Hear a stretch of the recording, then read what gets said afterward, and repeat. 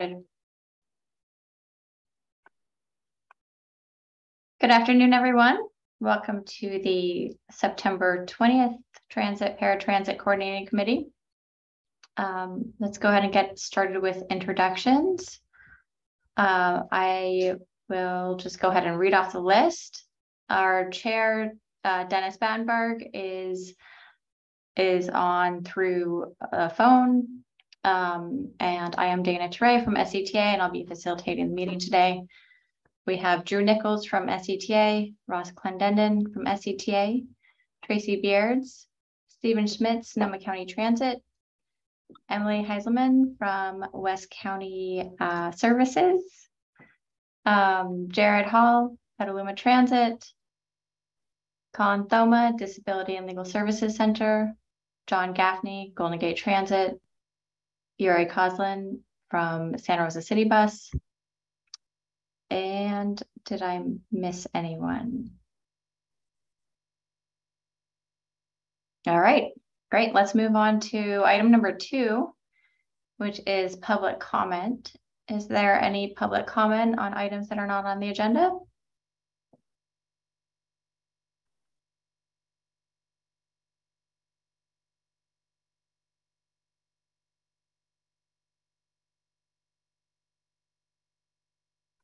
All right, hearing none, let's move on to item number 3, which is approval of the notes from the July 19th meeting.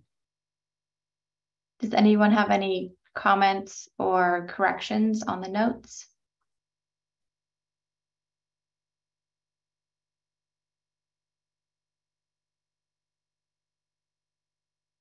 All right, would somebody like to make a motion on approval of the notes?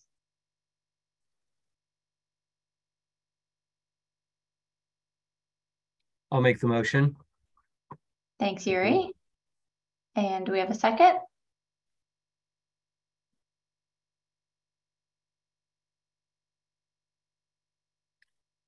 Sorry, I haven't read them yet, otherwise I would. I wasn't there, so I can't. Okay.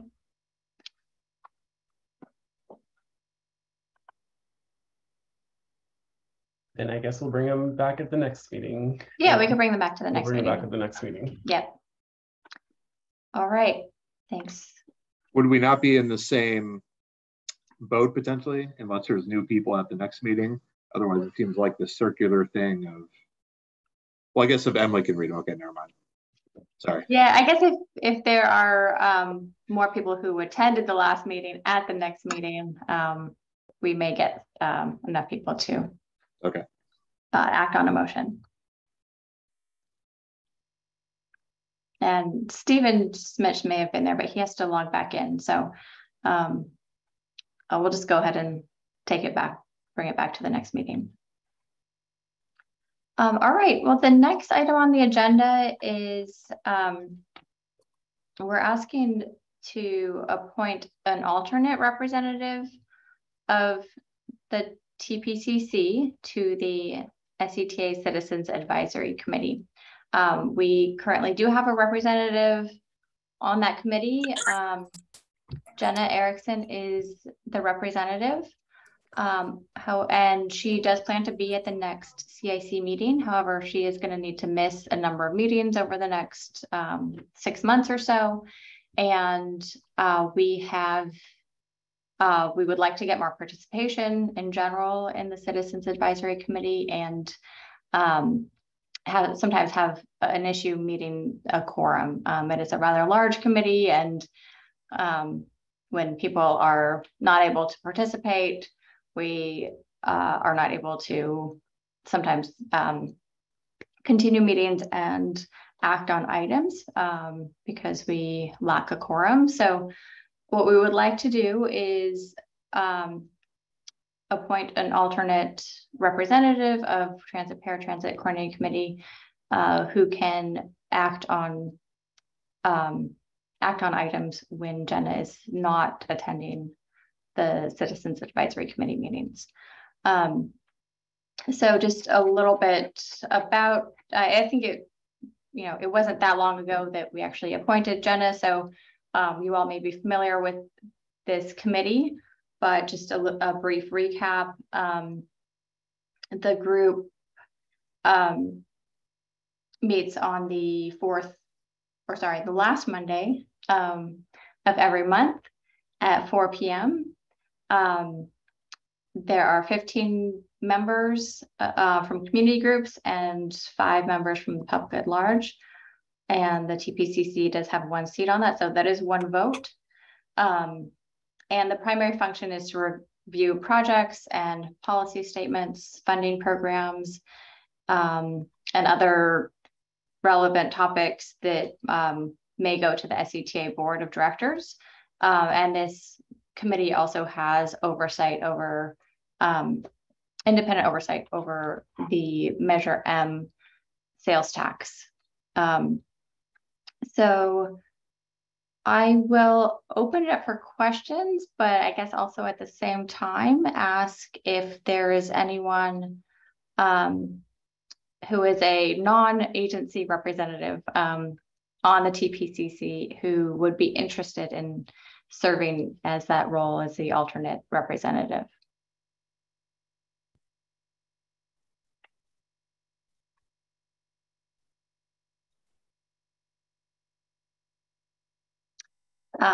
And this is also something that we could bring back to the next meeting. And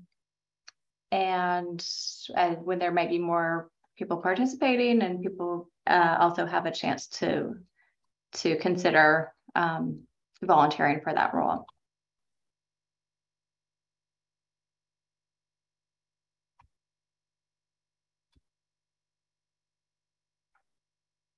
And so I guess since this is an action item, does anybody have any thoughts right now on whether we should just bring this back to the next committee meeting?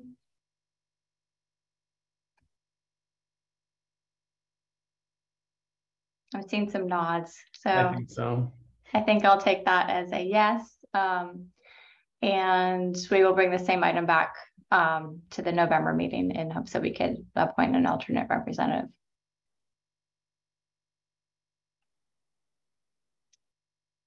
All right, then that takes us to item number 5, which is roundtable updates. And we will start with the transit and paratransit operators. Jared, would you like to go first with an update on Petaluma Transit? Yeah, thank you. Nothing major for us. Of course, you're stuck with me here today because Sylvia has left us. She's taking another job out in Colorado. So we're sad to see her go. Of course, I'm glad to see everyone here again. I'll definitely be filling in for the next several months while we look to refill that position, which is now posted. So if you know of any good candidates for that position or transit specialists, please send them our way, encourage them to apply for that position. But I'm glad to keep working with everyone here. We recently adjusted our wages to help address our driver shortage that we've had for several months. And so we've been putting more information out throughout the community on that side. And that's drivers, whether for fixed route or for paratransit. So also if people have any thoughts on that, on any potential candidates, or we can send you any information or flyers on that, we're very much happy to do so. We've been using the consolidated paratransit application for the past few months. I'm sure there's probably been discussed here. That's going well for us. No major concerns that we had on our end since we've been using it. And I think that's about it for us. Thank you. Thanks, Jared. All right, John, would you like to give an update on Golden Gate? Sure. Yeah, currently we're running about 50% of our pre-pandemic numbers on the ferry, about 40% on bus, paratransit somewhere between 40 and 50%, and bridge is at about 85% of pre-pandemic numbers, though we have seen a shift from commuters to more ridership on the weekend when it comes to bridge traffic.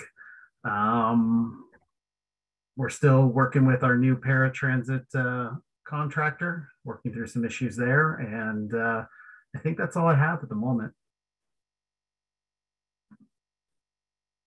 All right, thanks, John. All right, Stephen, did you get your microphone working? Okay, we can't hear you. Okay, can you hear me now? Yeah, now we can hear you. Great. All right. Yeah, sorry, I was having microphone issues and I had to call in, so that's why you see an extra phone number there. So we're going to have 3 additional BYD electric buses delivered in the next couple of months. So we're excited about that. That'll double our electric vehicle fleet size from 3 to 6. And on the paratransit side, we've noticed recently that we're getting quite a bit more trips, which combined with not having adequate drivers is not a good mix.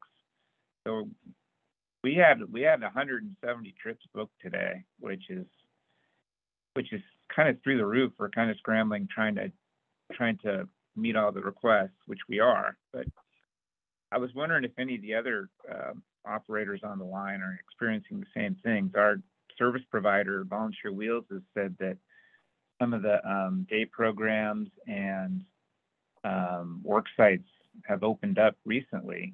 So this has just happened in the last week that we've seen an uptick on the paratransit side. Petaluma or City Bus or Golden Gate, are you experiencing the same thing? For Petaluma, nothing like that for us. We're flat or decreasing in some cases with paratransit. Are those programs, Stephen, that have like been closed since COVID that are just opening up again or something like that?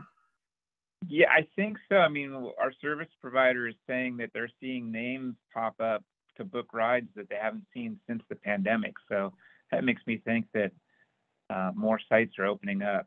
I think it's more than day programs. I think it's like on-site workplaces that are opening up.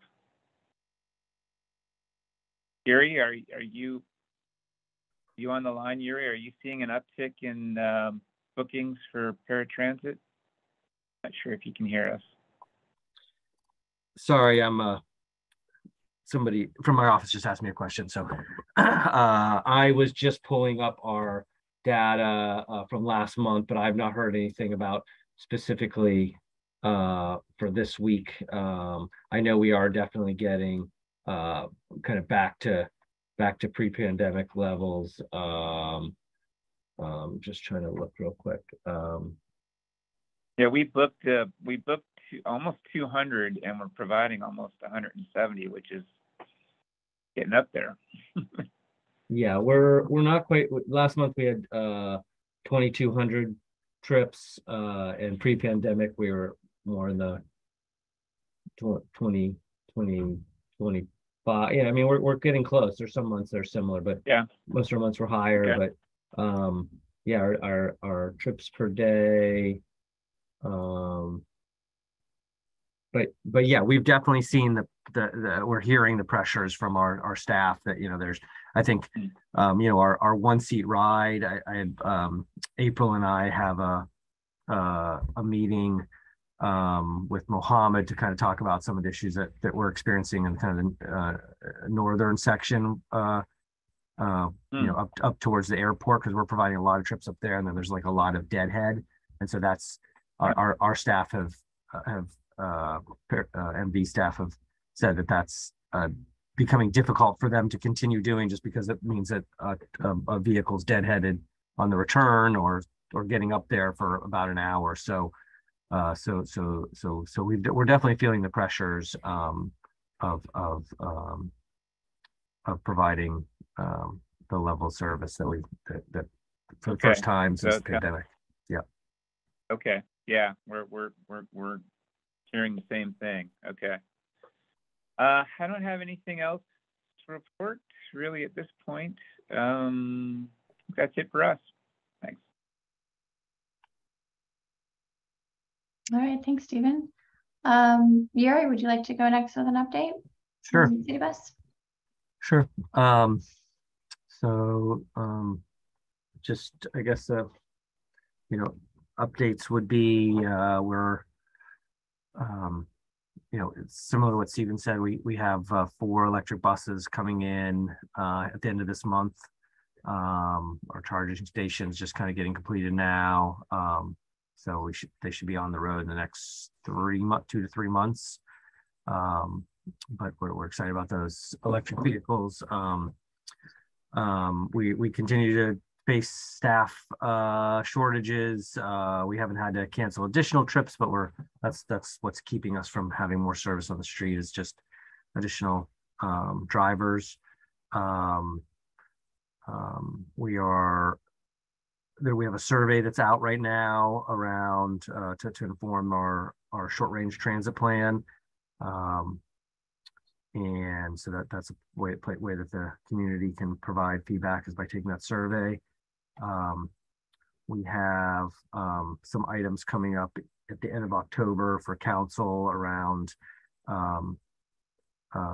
matching holiday service levels with Sonoma County, as well as extending the youth unlimited ride program for youth on city bus. I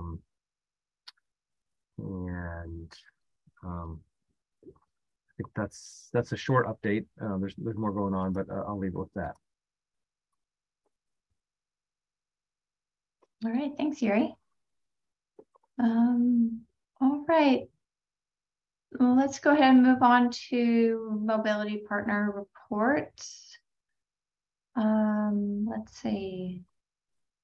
Emily, did you have any updates you wanted to share on the West County Transportation Program? Yeah, our little program up here, our 5310 money is expiring soon here, so we're referring everyone over to the Sebastopol Senior Center. And our driver got into a little fender bender last month, so she's been out.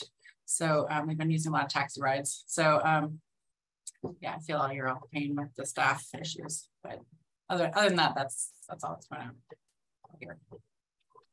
Okay, sorry, you said that the 5310 funding is expiring soon, so you're handing the service off to Sebastopol? Right, yeah, so they get money from AAA so to serve all of West County, and we've just been able to provide extra support these past 3 years. And so okay, so then back to Sebastopol, they'll be serving West County again. And that's the Sebastopol Senior Center. Correct, yes, they're volunteer. Okay.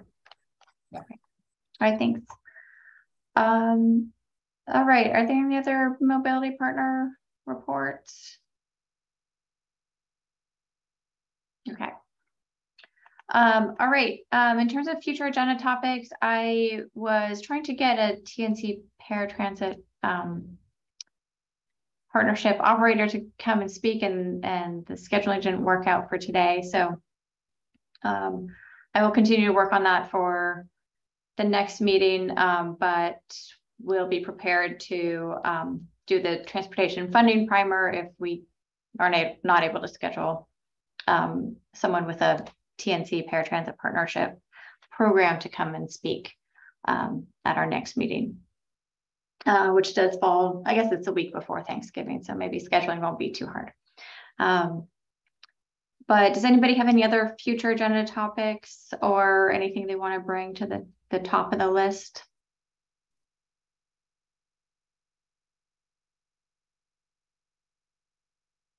Okay. All right. Are there any other comments, business or announcements anybody would like to make?